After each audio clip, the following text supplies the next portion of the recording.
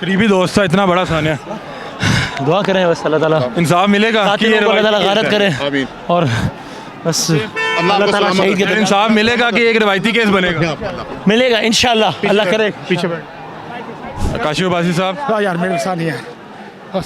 ایک minute relax ہونے دیں. عباسی صاحب اس وقت اپنے ایموشنز پر قابو نہیں کر پا رہے. ظاہری بات ہے, ایک قریبی ساتھی تھا, ایک دوست تھا. کاشف بھائی ابھی اس وقت جنازگاہ سے آئے ہیں اور ایموشنل ہے. نہیں کھونا چاہتے ہیں, ہم نہیں چاہتے کہ جو حق اور سچائی کے ساتھ.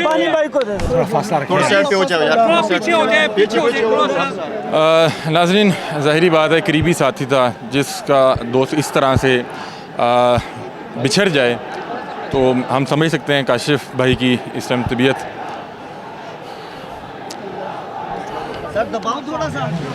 قریبی دوست تھا, اتنا بڑا ثانیہ. دعا کریں بس اللہ تعالیٰ انصاف ملے گا کہ یہ اللہ تعالیٰ غارت کرے اور بس اللہ تعالیٰ شہید کے انصاف ملے گا کہ ایک روایتی کیس بنے گا. ملے گا انشاءاللہ, اللہ کرے. پیچھے بیٹھ. آج سے کوئی 20-25 سال پہلے وہ بھی دا نیوز میں تھا, میں بھی دا نیوز میں تھا. وہ ایک جرنلسٹ تھا, میں اس لیے اس کی عزت کرتا ہوں بہت زیادہ. اور جرنلزم کا کام ایک ہی ہے, ٹو بی ویری آنیسٹ. آپ میرے سے سب عمر میں بہت چھوٹے ہیں. ہمارا کام خبر کو رپورٹ کرنا ہے. یہ تیرا یا میرا ذمہ داری نہیں ہے. میرا کام خبر رپورٹ کرنا ہے فیکٹس کے ساتھ. جو کر رہا ہے غلط کر رہا ہے نا, مجھے اوائڈ کرنا ہے اس کو. آپ سب کو بھی میرا مشورہ یہی ہے کہ اس کو بچ کے نکلیں. آپ کا کام خبر رپورٹ کرنا ہے سچ کے ساتھ. اچھا سر, وہ کسی کے حق میں جاتی ہے یا کس کے خلاف جاتی ہے, یہ آپ کے لیے کنسرن نہیں ہونا چاہیے. آپ کو سچ بولنا ہے کہ یہ خبر ہے اور یہ سچ ہے, بس یہ آپ کی ذمہ داری ہے. سر ینگ جرنلسٹ ہوتے ہوئے ایک سوال پوچھنا چاہ رہا ہوں. آپ ماشاءاللہ استاد کا رتبہ رکھتے ہیں. اتنا بڑا صحافی, اس کو اس طرح سے روڈ پہ مار دیا جاتا ہے تو ہمارا کیا ہوگا؟ جس کے ساتھ جو بھی ہو, ایک چیز میں آپ کو بتاؤں کہ جب تک اللہ کا حکم نہیں ہے تب تک میری کوئی جان لے نہیں سکتا. اور جو اللہ تعالیٰ نے مجھے یہ ذمہ داری سونپی ہے, میری ذمہ داری ہے. اور آپ اگر اس راہ پہ آنا چاہتے ہیں تو آپ کی بھی ذمہ داری اور فرض یہ ہے کہ سچ بولتے رہیں, اس خوف کے بغیر کہ آپ کے ساتھ کیا ہوگا. تب تک آپ اس دنیا سے نہیں جائیں گے جب تک اپنے رزق کا آخری نوالہ نہیں لے لیتے اور اپنی آخری سانس پوری نہیں کر سکتے. اس سے پہلے آپ کی جان لے کوئی نہیں سکتا. سچ بولنا فرض ہے, مسالہ ڈالنا فرض نہیں ہے. تو سچ بولیں. وہ کسی کے حق کے خلاف میں فکر نہیں آپ کی ہونی چاہیے. یہ کہ تحریک انصاف کے حق میں ہے یا نون کے یا پی ٹی آئی کے یا پیپلز پارٹی کے, یہ آپ کا کنسرن نہیں ہونا چاہیے. سیدھی راہ پہ چلتے ہوئے سچ بولتے جائیں. وہ کسی کے حق میں جائے گا, ایک دفعہ کوئی ناراض ہوگا, کسی کے خلاف جائے گا, دوسری دفعہ وہ ناراض ہوگا. لیکن ان دی لانگ رن آپ کی کریڈیبلٹی ایز اے جرنلسٹ تبھی ہے کہ آپ سچ کے ساتھ ہی رہیں. آپ پارٹی نہ بنے, فریق نہ بنے. آپ سب کے لیے میرا ایک ہی مشورہ ہے, ہمیشہ سچ بولیں, ارسپیکٹو کہ کون سی پارٹی یا حکومت وقت کون سے, بالکل کنسرن نہیں ہونا چاہیے. حکومت نہ خوش ہوتی ہے جو بھی, تو زیادہ آپ کی کریڈیبلٹی بنے گی. لیکن سچ پہ رہتے ہو, چھکا مارنے کا بھی کوشش نہیں کرنی چاہیے. صحافی کی سیفٹی نہیں ہے, شروع سے ایسا دیکھا جا رہا ہے. جرنلسٹ کو سیکیور نہیں اس معاشرے میں. سر نہ یہ پہلا کیس ہے نہ آخری کیس ہے, ہم آ کے بیان دیتے ہیں. دیکھیں پاکستان جیسے جتنے بھی ڈیولپنگ کنٹریز ہیں نا, وہاں جرنلسٹوں کی جان کو خطرہ ہوتا ہے. لیکن میں کہوں گا کہ میرا ملک پھر بھی بہت اچھا ہے. میں ٹی وی پہ بیٹھ کے ابھی بھی ارشد شریف پہ پروگرام کر کے آیا ہوں. تیسرا دن ہے, روز پروگرام کرتا ہوں. آپ میرے سے سوال پوچھ رہے ہیں, میں آپ کے ساتھ بات کر رہا ہوں. مجھے یہ آزادی دیتا ہے ملک, میں تو اس کی بڑی قدر کرتا ہوں اور بڑی عزت کرتا ہوں. تو جان چلی جاتی ہے کوئی بات نہیں ہے, اگر حق کی راہ پہ جان جائے گی نا تو آپ آخرت میں بھی سکھی رہیں گے. یہ میں آپ کو پورے یقین کے ساتھ کہتا ہوں, میرے ایمان کا حصہ ہے کہ اللہ تعالیٰ نے مجھے اس کیمرے کے سامنے بیٹھنے کا اگر موقع دیا ہے نا, تو اس لیے یہ موقع دیا ہے کہ ایک فرض ہے میرا کہ میں سچ لوگوں کو بتاتا رہوں, اس خوف کے بغیر کہ مجھے کوئی کیا کہے گا. سوشل میڈیا پہ کوئی اچھائی کرتا ہے میری یا برائی کرتا ہے, اس خوف سے بھی بغیر. میری نوکری رہتی ہے یا جاتی ہے, اس خوف کے بھی بغیر. رزق اس اللہ نے دینا ہے, تو سچ بولتے رہے. آخری سوال پوچھنا چاہ رہا ہوں کہ وہ کون تھا, یہ پتہ چل پائے گا یا یہ روایتی کیسوں کی طرح مجھے بتا رہے تھے کہ تقریباً 30 سال میں تقریباً 90 سے زیادہ صحافی قتل ہوئے ہیں, تو یہ ایک روایتی کیس ہے, ہم اکٹھے ہوئے, نعرے لگائے, اظہار افسوس کیا, اور کل نیا ٹاپک ہے, یا وہ کون تھا وہ پتہ لگ سکے گا؟ دیکھیے کوشش کرنی چاہیے, اور میرا بھی کوشش میں حصہ ہوگا, آپ سب کا بھی کوشش میں حصہ ہوگا. جتنے فیکٹ سامنے آ سکتے ہیں اتنی کوشش کرنی چاہیے. ہم سب کو اپنا حصہ ڈالنا چاہیے. ماضی میں جتنے ہائی پروفائل کیسز ہوئے ہیں اس میں کسی ایک میں بھی منطقی انجام تک وہ انویسٹیگیشن پہنچی نہیں ہے. حامد میر کا کیس ہو, متی اللہ جان کا ہو, ابصار عالم کا ہو, اس میں ایک جو خرابی ہے نا وہ ہماری اپنی جرنلسٹ کمیونٹی کے اندر آ جاتی تھی. ایک حصہ دوسرے کا مزاح اڑا رہا ہوتا تھا کہ اس کو حامد کو 6 گولیاں لگی ہیں کہ نہیں, ابصار کو دیکھو گولی لگی ہے کہ نہیں, یہ گولی کھا کے بول کیسے رہا ہے. یہ اس چیز سے, اس تقسیم سے بچے بغیر آپ سب کا اور میرا ایک ہی فرض ہے کہ ہم سچائی کے لیے سوال اٹھاتے رہیں. اچھا سر, آخر میں یہ بتائیے گا کہ آپ کی آخری ان سے ملاقات یا بات کیا ہوئی تھی, اور ان کی شخصیت, ذاتی شخصیت کے حوالے سے تھوڑا سا بتائیے گا. لیکن میں دا نیوز میں اس کے ساتھ اکٹھے کام کرتا رہا ہوں. آج ٹی وی میں کچھ ہی عرصے کے لیے اس نے کام کیا تھا, میں آج ٹی وی میں بہت عرصہ رہا ہوں لیکن فار اے بریف پیریڈ. پھر وہ ایئر وائی میں آ گیا, میں سما میں آ گیا, پھر میرا اس سے انٹریکشن نہیں تھا. اس کے اور میرے کچھ کامن فرینڈز ہیں جس کی وساطت سے مجھے یہ پتہ ہے کہ وہ دبئی سے ان ہائیڈنگ تھا کینیا کے اندر. اس سے زیادہ میں تفصیل نہیں جانتا کیونکہ یہ دو لڑکے جن کا نام آیا خرم اور وقار, ایٹ لیسٹ اس کے جو فیملی فرینڈز ہیں وہ کہتے ہیں کہ اس کے دوست نہیں تھے. تو میں تو بڑا انٹرسٹیڈ ہوں یہ جاننے میں کہ وہاں تک وہ گیا کیوں, کس نے بھیجا, اور وہ لڑکے کون تھے اور ان کا رول کیا تھا.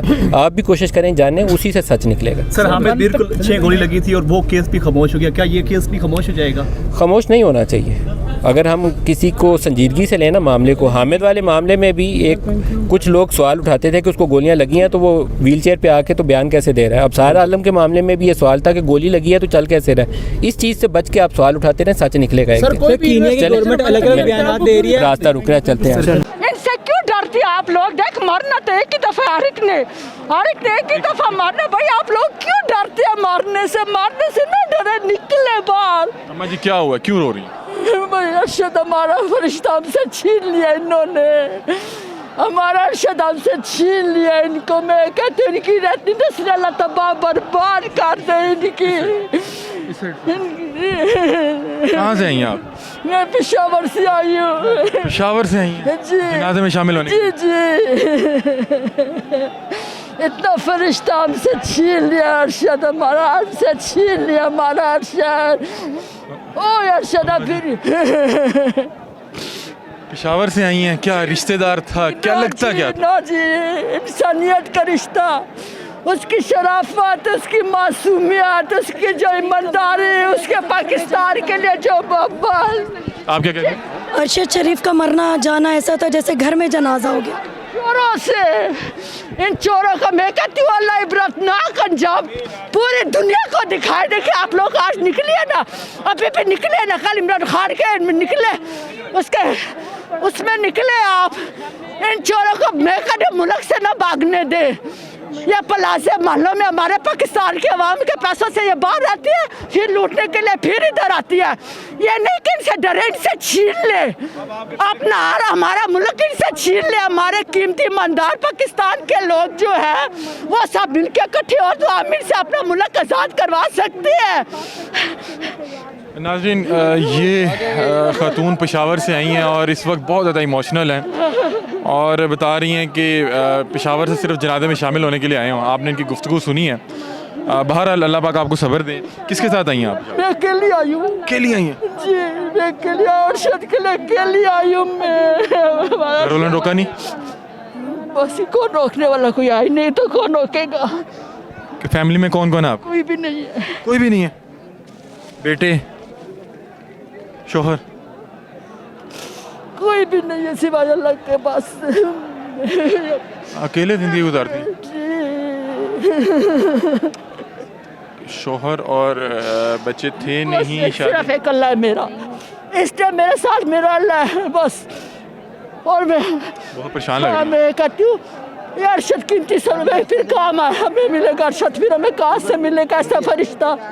میں کہتی ہوں بس ہمارے میں اگر پاکستان سے ایمانداری وفا ہے نہ تو بس اس کا مشن جو ہے نا ہمارے ارشد شریف کا, ہم لے کے آگے جائیں. دیکھیں مارنا عارق نہیں ہے, مارنے سے کوئی نہ ڈرے. دیکھو اکٹھے ہوئے نا, اکٹھے ہوتا پاکستان کو ان چوروں سے. میں کہتی ہوں ان کو ملک سے کوئی نہ بھاگنے دے, ان چوروں کو. اللہ صاحب کا عامر ناصر مددگار ہو بیٹا. آمین آمین. آپ دعا کیجئے گا کہ جو لوگ بھی حق سچ کے لیے بات کر رہے ہیں, میں کہتی ہوں جو سچ بھی ہوتا ہے اس کے تو خود اللہ تعالیٰ ہی مدد کرتا ہے. ان کے دیکھیں دنیا میں شرمائے گئے, ان قیمتی مالات کا کیا فائدہ, دیکھیں اس دولت کا کیا فائدہ کہ جہاں جاتے ہیں تو پیچھے چوروں کے نعرے لگتی ہیں. کہتے ہیں کہ جھوپڑی میں رہو لیکن عزت سے رہو. کتابیں شائع ہو چکی ہے دنیا میں, مضمون لوگ پڑھ رہے ہیں ان کے, تو کیا عزت ہے. پورے ان دو خاندانوں نے پورے پاکستان کے کروڑوں عوام کو یرغمال بنا کے رکھ دیا ہے. بہت شکریہ. ناظرین, آپ نے ان کی گفتگو سنی ہے, کافی ایموشنل تھیں, کافی ہارٹ بریکنگ تھیں. بتا رہی ہیں کہ پشاور سے ارشد شریف کے جنازے میں شامل ہونے آئی ہیں. آپ نے ان کی گفتگو سنی ہے, اپنی رائے سے کمنٹ سیکشن میں ضرور آگاہ کیجیے گا.